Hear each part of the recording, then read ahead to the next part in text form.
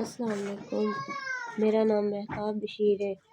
मियाँ मेरा मजदूर है, ਉਹ ਮਜ਼ਦੂਰੀ ਕਰਦਾ, ਗਰੀਬ ਬੰਦੇ ਆ।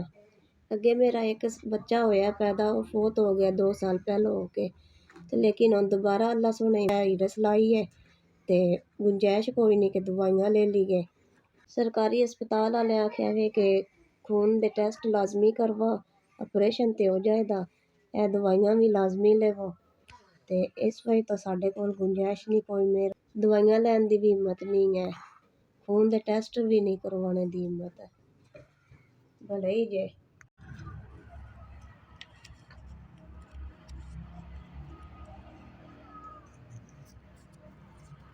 जी बड़ी मेहरबानी, ਤੁਹਾਡਾ ਗੱਲੇ है 5000 रुपया आ गया, मेहरबानी है, भला होवे जे अल्लाह पाक तुहानू चोखा देवे।